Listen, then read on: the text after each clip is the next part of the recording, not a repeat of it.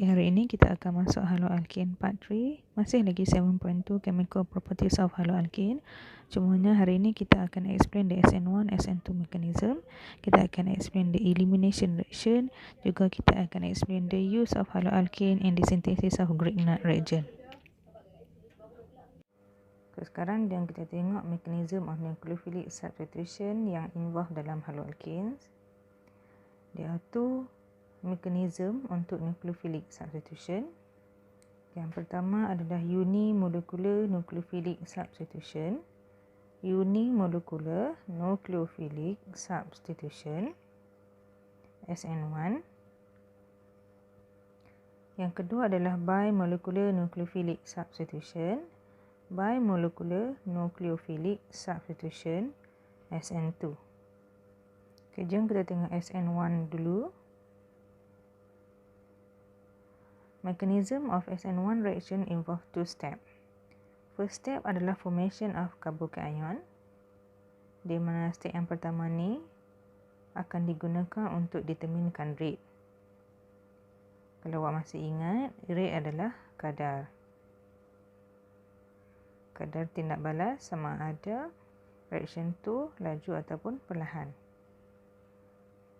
So in first step dalam SN1 reaction, firstly, haloalkane kamu, saya pilih tertiary haloalkane kat sini. Your tertiary haloalkane akan break the bond between C dan juga X.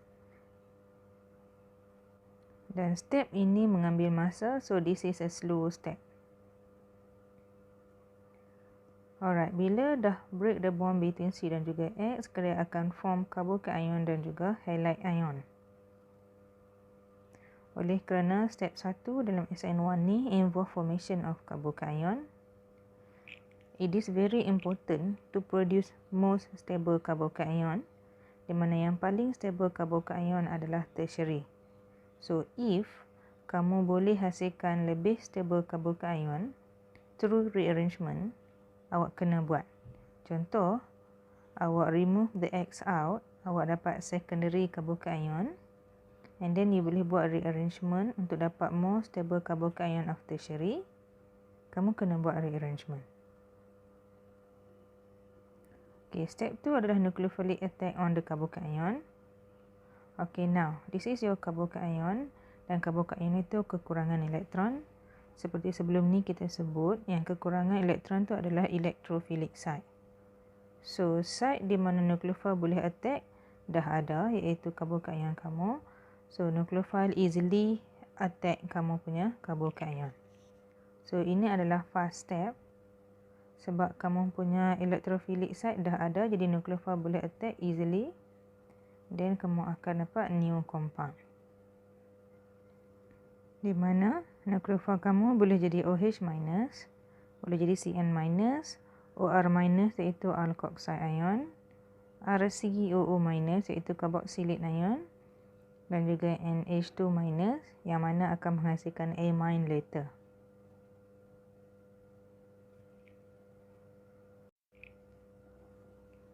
Alright, the term unimolecular means that there is only one molecule involved the transition state of the rate determining step. Kalau awak masih ingat dalam rate determining step tadi iaitu step 1, yang ada di situ cumalah haloalkane sahaja. Pada step 1. SN1 reaction are governed mainly by the relative stability of carbocation.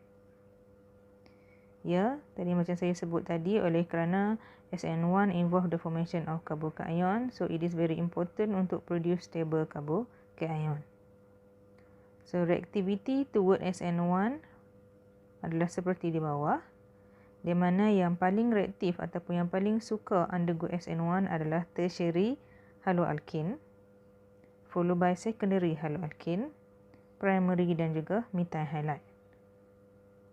Kenapa SN1 lebih gemarkan tertiary haloalkane? Sebab tertiary haloalkane ni boleh produce most stable carbocation of tertiary carbocation.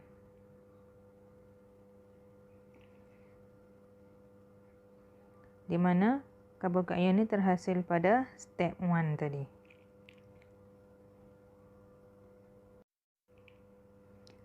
The rate of SN1 rate does not depend on the concentration of nucleophile. If you still remember, rate determining step bagi SN1 adalah pada step 1, yang mana kamu punya haloalkin akan putuskan bond dengan X dan kamu akan dapat carbocation here dan juga halide ion. So pada step 1 tidak ada nucleophile pun di sini. Sebab tu dia kata rate of SN1 does not depend on concentration of nucleophile.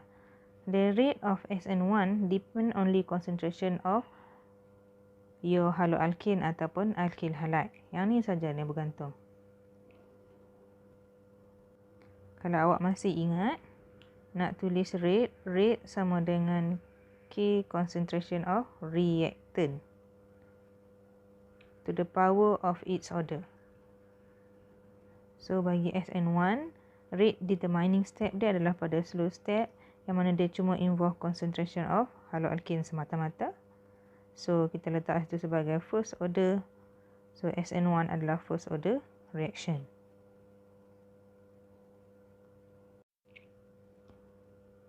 Okey, kita tengok pula SN2 mechanism. Berbanding dengan SN1, SN2 reaction involve one step only. Saya ambil haloalkin primary. One step mechanism di dalam SN2 bermula apabila nucleophile kamu attack kamu punya electrophilic site. Karbon yang attach dengan halogen itu adalah electrophilic site. So in SN2, nucleophile akan attack kamu punya haloalkin from behind. At the same time, kamu punya halogen pun akan keluar.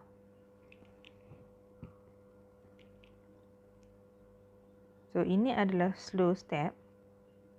Setelah itu you akan form the transition state. Di mana di sini nucleophile baru nak bentuk bond dengan karbon. Di sini kamu punya halogen nak break the bond dengan C. After that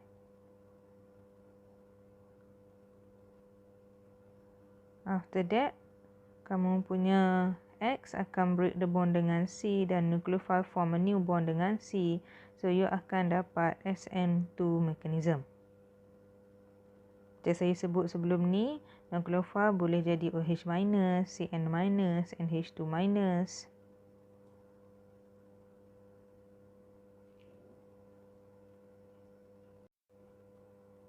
Okay, kalau kamu tengok the rate determining step bagi SN2 di sini iaitu the slow step involve nucleophile dan juga haloalkin. The rate of reaction for SN2 depend on concentration of haloalkin dan juga concentration of nucleophile. So tulis balik rate sama dengan K concentration of the reactant. Reactant sini adalah haloalkin order 1, nucleophile order 1. So 1 tambah 1 SN2 adalah second order reaction. And when compared to SN1, SN2 occur in satu step sahaja.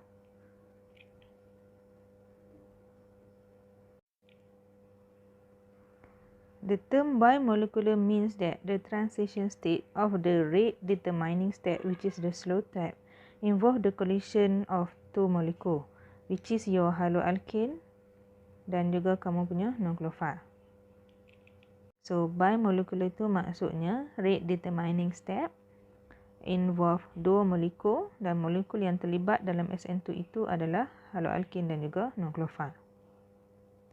SN2 reaction kamu dipengaruhi mainly by steric factors. Juga dikenali sebagai steric effect.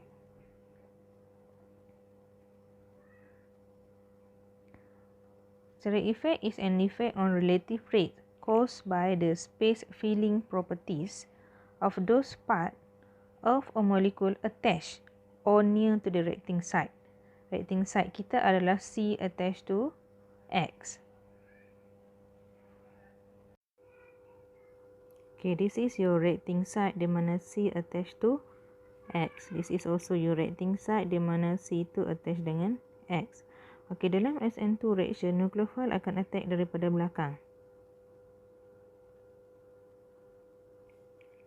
dia akan attack kamu punya C daripada belakang. Jadi steric effect kamu perlu kecil baru nukleofil kamu boleh attack daripada belakang. Ini adalah methyl halide, di mana steric effect dia kecil. So this is a tertiary halide, tertiary haloalkane. Now di sini nukleofil kamu nak pergi attack kamu punya reacting site tu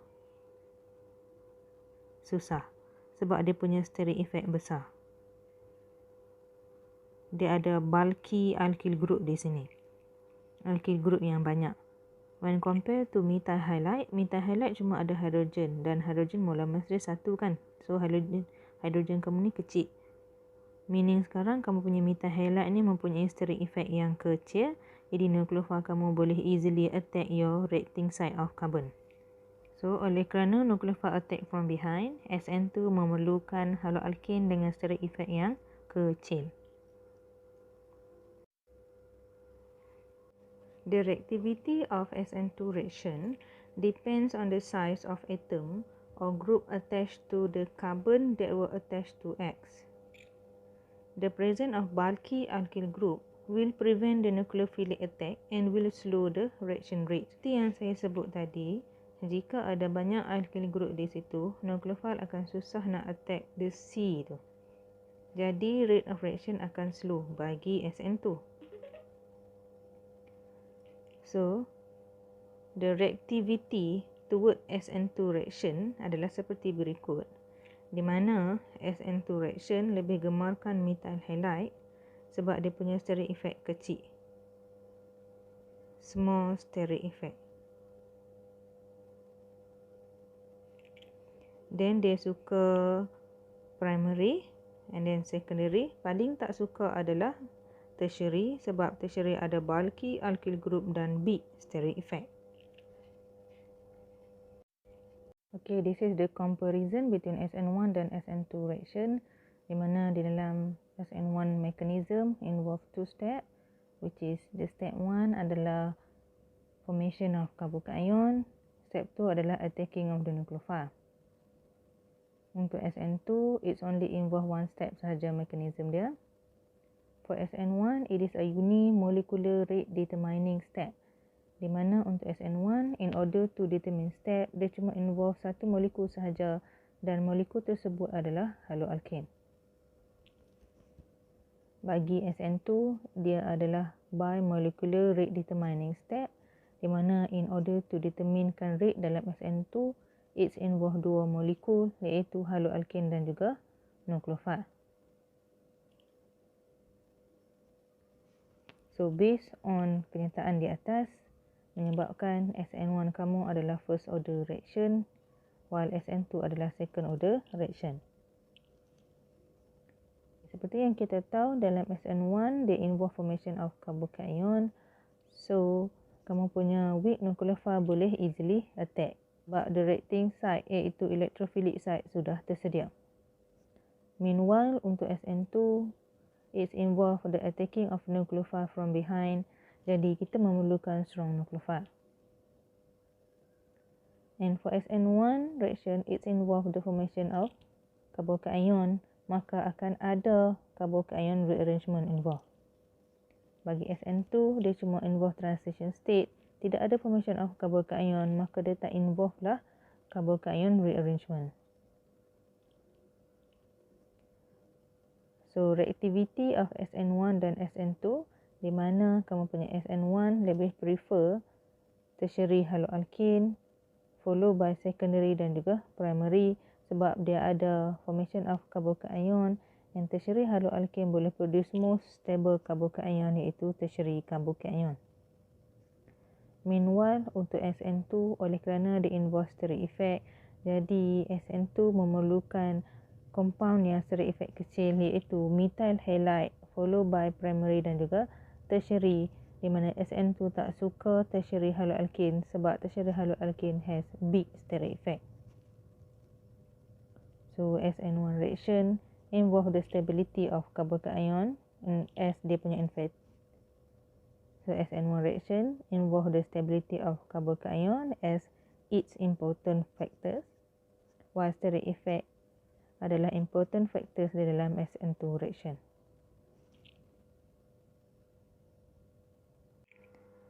So this is the conclusion untuk SN1, SN2.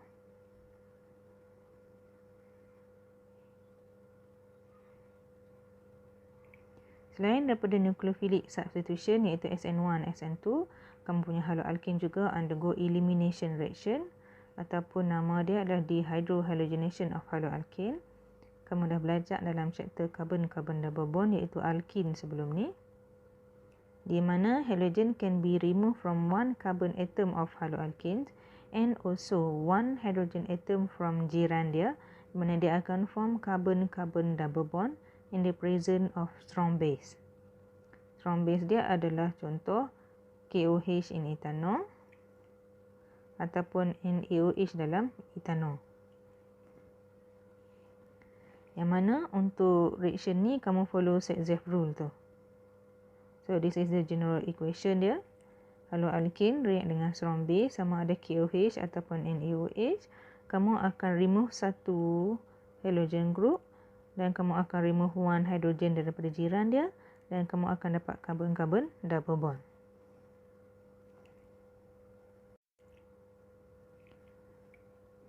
Last one, the use of haloalkane in the synthesis of organomagnesium compound iaitu Grignard reagent.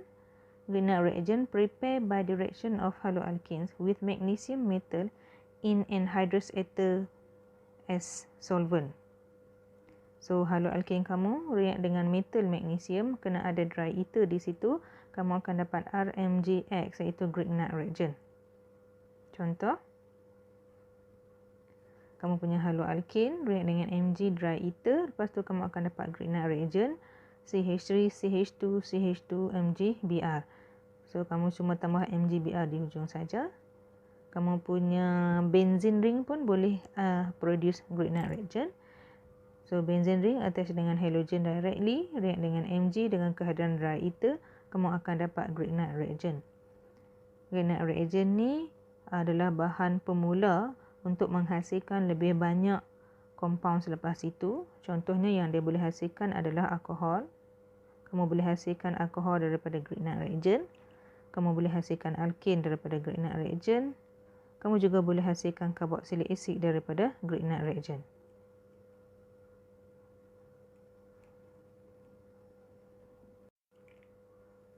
Okey, di sini saja untuk chapter haloalkane. Thank you, class.